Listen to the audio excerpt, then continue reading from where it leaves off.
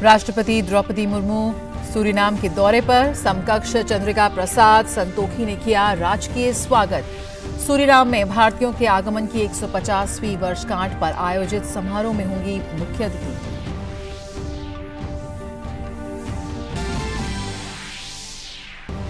विश्व पर्यावरण दिवस पर दिल्ली के विज्ञान पर्यावरण मंत्री भूपेंद्र यादव ने कहा, विकास और पर्यावरण को साथ लेकर चल रहा है भारत। पर्यावरण संरक्षण को लेकर सरकार की योजनाओं का किया जिक्र।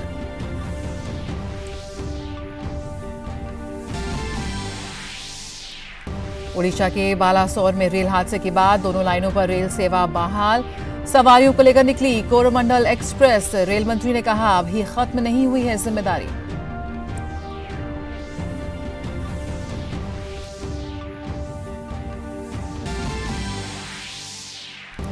अमेरिकी रक्षा सचिव लॉयड ऑस्टिन को दिल्ली में दिया गया गार्ड ऑफ ऑनर। रक्षा मंत्री राजनाथ सिंह के साथ द्विपक्षीय वार्ता में नए रक्षा इनोवेशन और औद्योगिक सहयोग समेत अन्य पहलुओं पर चर्चा।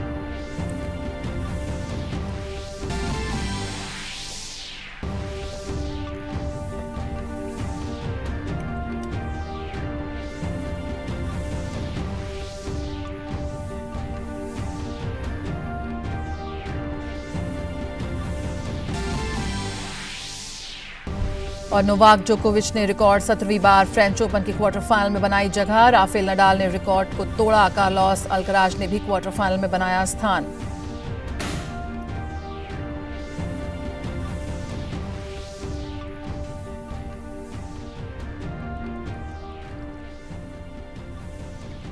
नमस्कार, मैं हूं जया सिन्हा। समाचारों में आप सभी का बहुत स्वागत है।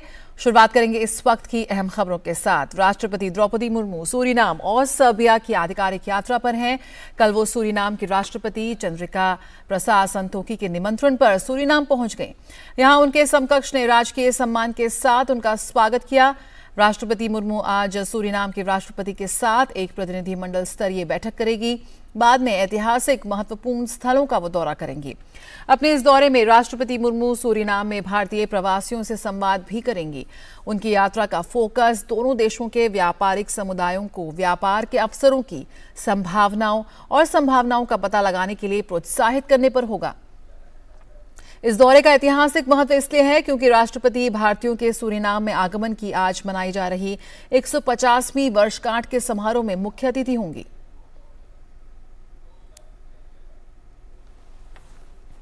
और अमेरिका के रक्षा सचिव लॉयड ऑस्टिन इस समय भारत के दौरे पर हैं। आज उनकी भारत के रक्षा मंत्री राजनाथ सिंह के साथ द्विपक्षीय वार्ता हुई। इस दौरान दोनों ने सैन्य हार्डवेयर के विकास के लिए महत्वपूर्ण प्रौद्योगिकियों के हस्तांतरण पर चर्चा की। ऑस्टिन की यात्रा पीएम मोदी की वॉशिंगटन यात्रा से 2 हफ्ते पहले हो रही है, लिहाजा उनका ये दौरा कई मायनों में महत्वपूर्ण माना जा रहा है।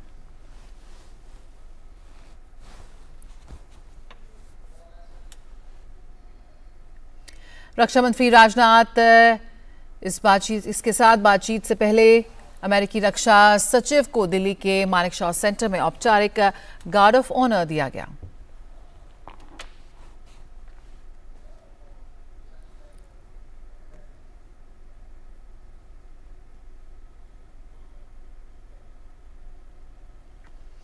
और बात ओडिशा के बालासोर में की, जहां पर हुए रेल हादसे की। शुक्रवार शाम को 3 रेलगाड़ियों में हुई भीषण टक्कर के बाद कल शाम से अप और डाउन लिंक दोनों ही तरफ से ट्रेनों की आवाजाही शुरू हो गई है। पहले आप वो तस्वीरें देखिए जो आज सुबह की है। ये वही जगह है जहां 3 जून को 3 ट्रेनों की टक्कर हुई थी, जिसके बाद से कर्मचारी लगातार दिन रात रेल ट्रैक को ठीक करने में जुटे हुए थे। इस रूट पर कल रात से ट्रेनों की आवाजाही शुरू हो गई है। रेल मंत्री अश्विनी वैष्णव ने भरोसा जताया है कि बुधवार सुबह तक रेल सेवा सामान्य हो जाएगी।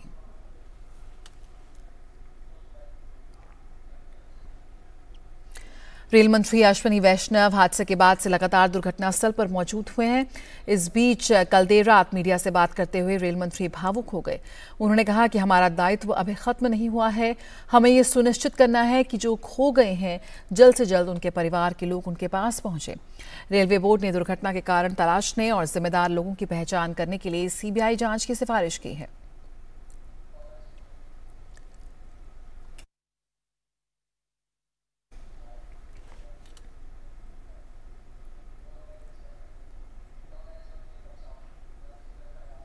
आपने देखा अब तक 3 गाड़ियां जा चुकी है। टोटल रात में करीब करीब 7 गाड़ियां प्लान्ड है और एकदम नॉर्मलाइजेशन की तरफ ले जाना है। और बहुत ही संवेदना के साथ जिन परिवारों के मेंबर्स खो गए उनको किसी न किसी जल्दी से जल्दी उनके पास उनके परिवारजन पहुंचे, ये हमारा दायित्व अभी खत्म नहीं हुआ है। और बालासोर में अप और डाउन ट्रैक रिस्टोरेशन के काम के बाद इस रूट पर पहली बार आज कोरोमंडल एक्सप्रेस ट्रेन गुजरी है। हावड़ा से चेन्नई की तरफ जाने वाली कोरोमंडल ट्रेन की नई सवारियों के साथ दुर्घटनास्थल से पहली बार गुजरते हुए हमारे संवाददाता अभिषेक सिंह ने की खास कवरेज। ये आवाज सुन रहे हैं आप, ये आवाज ही आपको बता सकती है कि इस रूट पे किस तरीके से ट्रेन की जो है वो बहाली शुरू की जा चुकी है।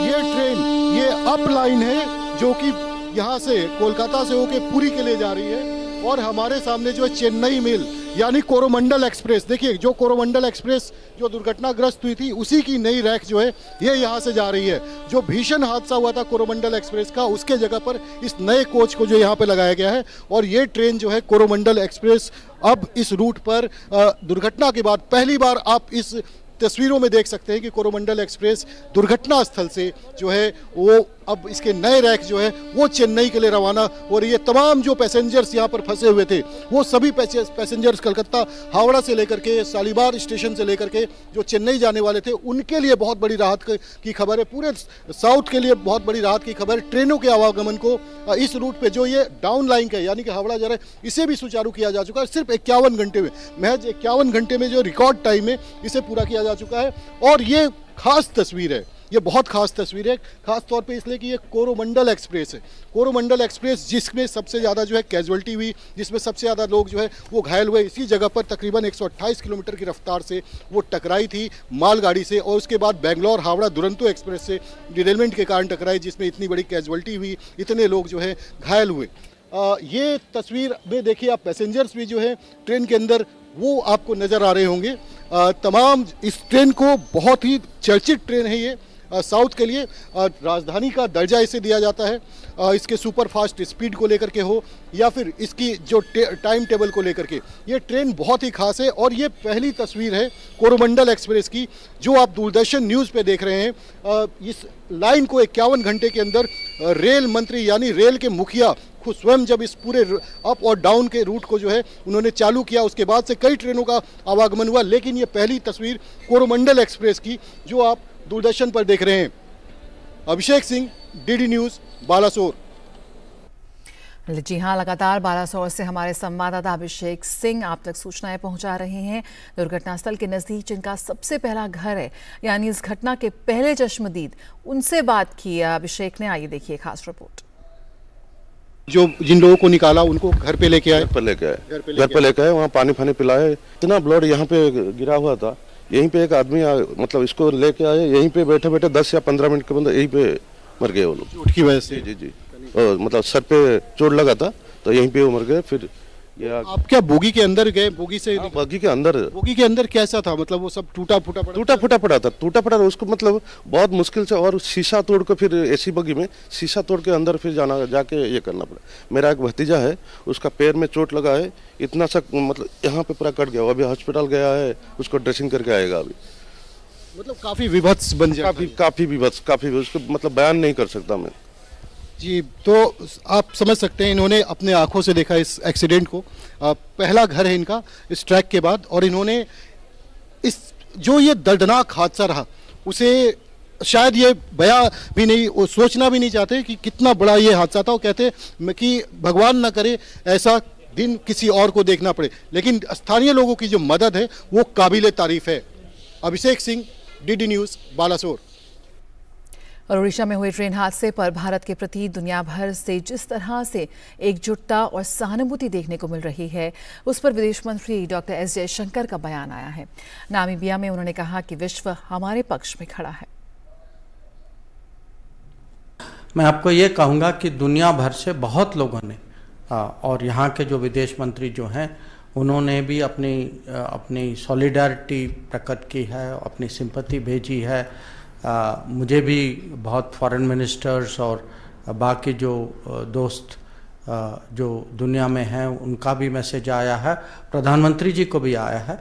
और ये एक उदाहरण है कि आज की दुनिया कितनी ग्लोबलाइज्ड हो चुकी है कि और ये भी है कि दुनिया भारत के साथ कितनी जुड़ चुकी है कि हमारे यहाँ ऐसी दुर्घटना हुई और पूरी दुनिया को लगा कि हमें भी इस समय में भारत का साथ देना चाहिए। आज विश्व पर्यावरण दिवस है और आज इस मौके पर दिल्ली के विज्ञान भवन में एक विशेष कार्यक्रम का आयोजन किया गया। केंद्रीय पर्यावरण मंत्री भूपेंद्र यादव ने इसमें कई अहम बातें कही।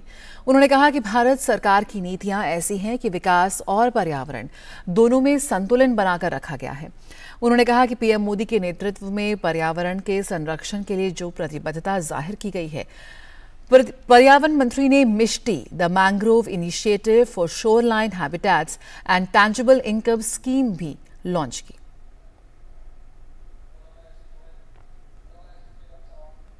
पूरी दुनिया में आज जब मिटिगेशन मेजर्स गवर्नमेंट की पॉलिसी मेकिंग के द्वारा, एडेप्टेशन मेजर जब सोसाइटियल बिहेवियर के द्वारा हो रहे हैं, तो ऐसे में एनवायरमेंटल सेंस लोगों के बीच में खड़ा हो, इसके लिए एक मिशन लाइफ की बहुत बड़ी आवश्यकता है। यही कारण है कि माननीय प्रधानमंत्री जी के द्वारा जब ग्लासगो में मिशन लाइफ का पूरा एक विषय दुनिया के सामने रखा गया, उसको COP27 में शर्म एल शेख के कवर डिसीजन में स्वीकार किया गया। मुझे बताते हुए खुशी है कि भारत ने 2022 में प्लास्टिक को, सिंगल यूज को पूरी तरीके से प्रतिबंधित किया और आज जब पूरी दुनिया वर्ल्ड एनवायरनमेंट डे पे बीट द प्लास्टिक इस थीम पे कार्यक्रम आयोजित कर रहा है, भारत माननीय प्रधानमंत्री जी के नेतृत्व में काफी आगे कार्रवाई कर चुका है। पर्यावरण दिवस पर बीजेपी हेडक्वार्टर में भाजपा अध्यक्ष जेपी नड्डा ने पौधारोपण किया। 5 जून को हर साल यह दिन मनाया जाता है। पर्यावरण संरक्षण को लेकर न सिर्फ केंद्र की सरकार बल्कि बीजेपी भी हमेशा सक्रिय दिखती है।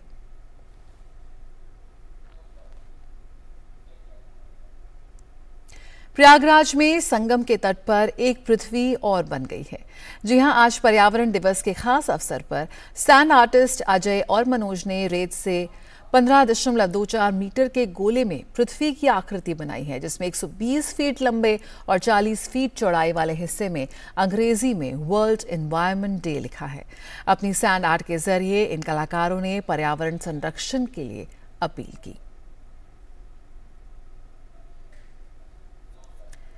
और आपको बता दें कि भारतीय हवाई क्षेत्र का उल्लंघन करने वाले एक पाकिस्तानी ड्रोन को बीएसएफ के जवानों ने अमृतसर के अटारी में रोका और मार गिराया। ड्रोन के जरिए 3.2 किलोग्राम की हेरोइन बरामद लेकर की गई है और बीएसएफ को पिछले 2 से 3 दिनों से ये इनपुट मिल रहे थे कि पाकिस्तान से ड्रोन के जरिए हेरोइन की तस्करी करने की कोशिश की जा रही है और इसी इनपुट के आधार पर सैनिकों ने कार्रवाई करते हुए कल रात एक ड्रोन और 3.1 किलोग्राम हेरोइन जब्त की।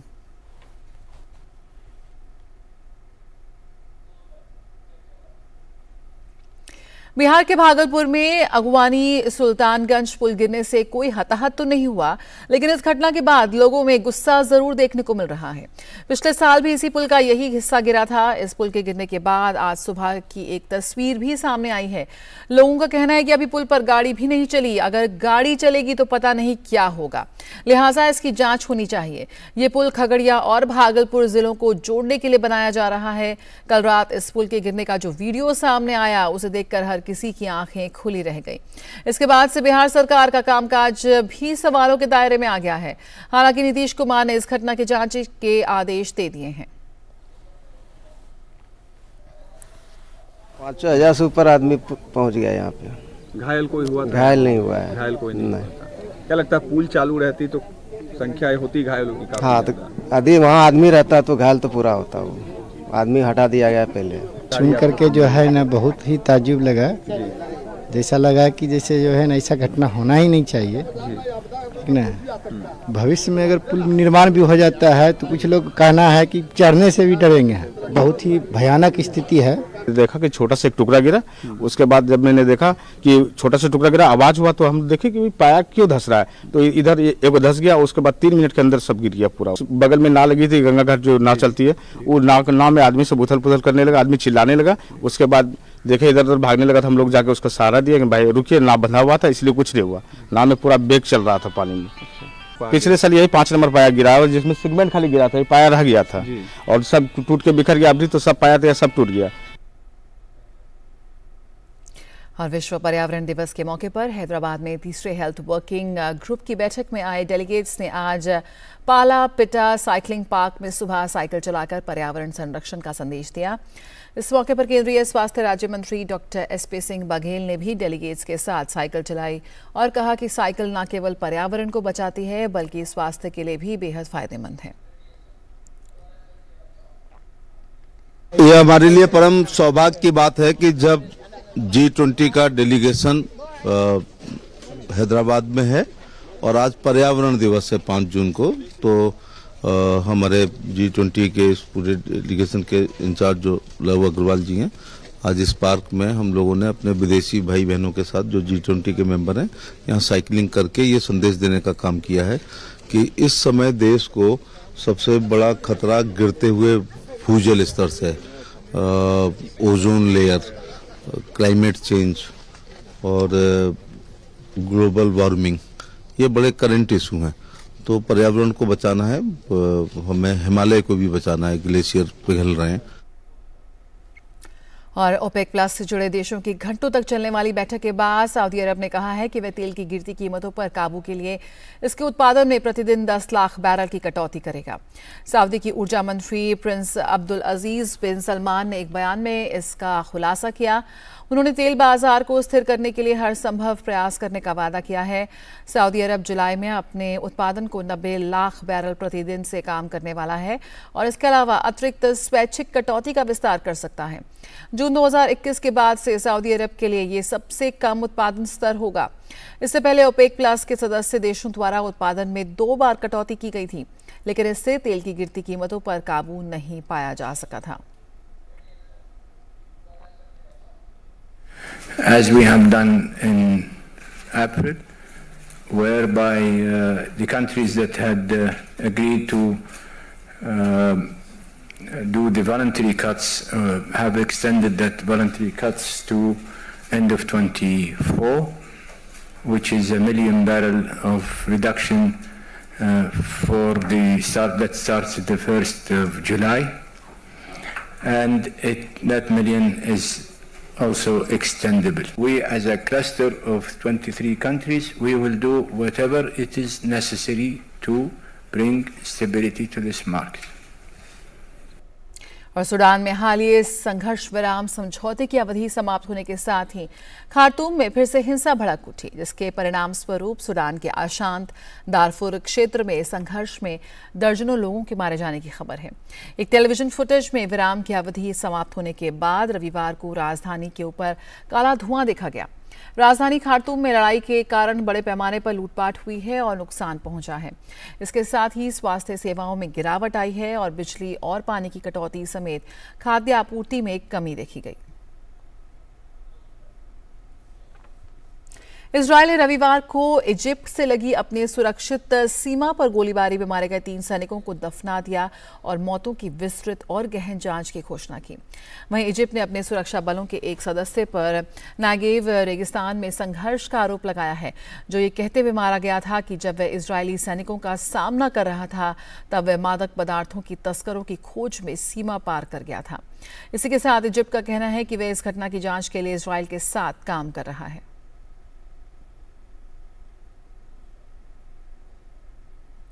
और वेनेजुएला में बाढ़ के कारण दक्षिणी इलाके में एक सोने की खदान ढह गई, जिसमें कम से कम 12 खनिक मारे गए हैं।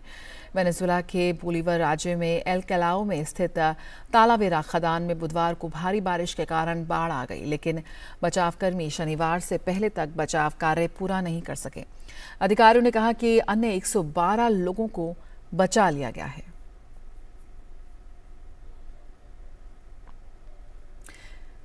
पाकिस्तान के पूर्व प्रधानमंत्री इमरान खान ने शक्तिशाली सेना और इसकी खुफिया एजेंसी पर खुलेआम उनकी राजनीतिक पार्टी को नष्ट करने की कोशिश करने का आरोप लगाया है। इमरान खान ने कहा कि उन्हें कोई संदेह नहीं है कि उन्हें एक सैन्य अदालत में पेश किया जाएगा और जेल में डाल दिया जाएगा। इमरान खान ने पहले ही पाकिस्तान तहरीक-ए-इंसाफ पार्टी पर कार्रवाई में सेना के साथ होने का और सेना का हाथ होने का संकेत दिया था, लेकिन शनिवार की रात अपने लाहौर स्थित घर में एक साक्षात्कार में उनकी टिप्पणी अब तक की सबसे स्पष्ट टिप्पणी मानी जा रही है। सेना के प्रवक्ता ने इस पर अभी कुछ नहीं कहा है।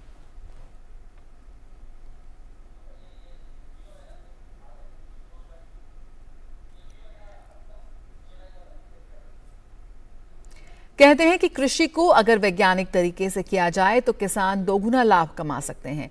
इसी की एक बानगी इन दिनों तेलंगाना में देखने को मिल रही है। यहाँ किसान प्रौद्योगिकी को अपनाकर उन्नत खेती कर रहे हैं।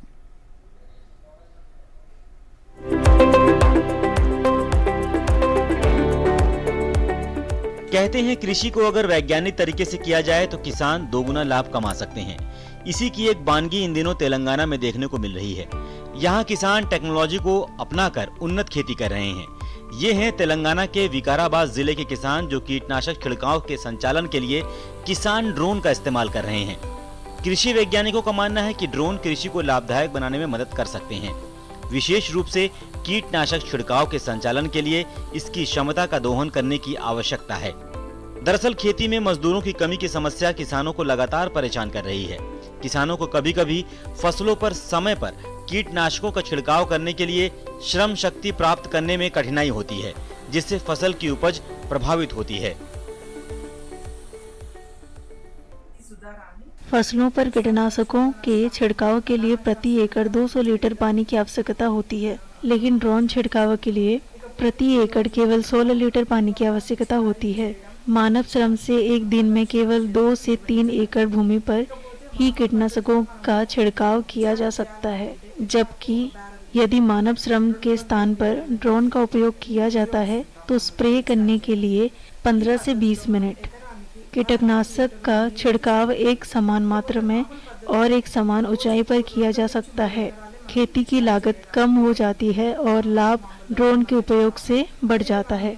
कीटनाशकों के छिड़काव के लिए ड्रोन का उपयोग किसानों के लिए आसान है, क्योंकि कृषि श्रमिकों की कमी है। हमने किसानों को छिड़काव के संचालन के लिए ड्रोन में रोपिंग के फायदों के बारे में समझाया है। वे उन क्षेत्रों में भी बहुत उपयोगी है जहां वर्षा का पानी कम है। मैंने इसके संचालकों की मदद से ड्रोन का उपयोग अरहर केसर की फसल पर कीटनाशकों का छिड़काव करने के लिए किया है। मैं केवल एक दिन में छिड़काव पूरा कर पाया और यह लागत प्रभावी भी है। कृषि और किसान तभी आगे बढ़ सकते हैं जब वो नई नई तकनीकों का इस्तेमाल करें, और इस दिशा में तेलंगाना के किसानों के प्रयास सराहनीय हैं और काबिले गौर हैं। Bureau report, DD news.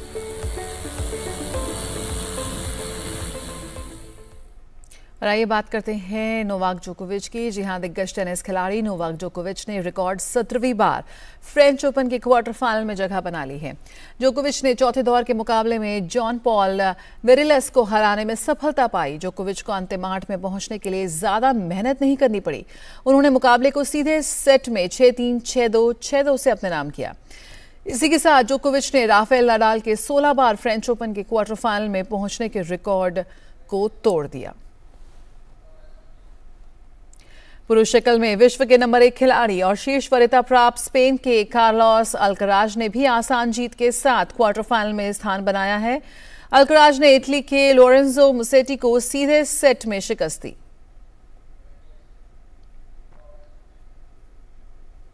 Greece के स्टेफानोस सित्सिपास भी अंतिम 8 में पहुंचने में सफल रहे। सित्सिपास ने चौथे दौर के मुकाबले में ऑस्ट्रेलिया के सेबेस्टियन आफ्नर को आसान मुकाबले में 7-5, 6-3, 6-0 से शिकस्त दी। महिला एकल में दूसरी वरीयता प्राप्त बेलारूस की आयरना सबालेंका ने आसान जीत के साथ क्वार्टर फाइनल में प्रवेश किया। सबालेंका ने अमेरिका की स्लोवेन स्टीफन्स को 7-6, 6-4 से शिकस्त दी।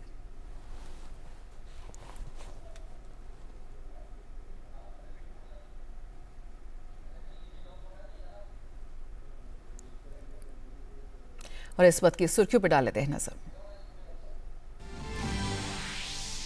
राष्ट्रपति द्रौपदी मुर्मू सूरीनाम के दौरे पर। समकक्ष चंद्रिका प्रसाद संतोखी ने किया राजकीय स्वागत।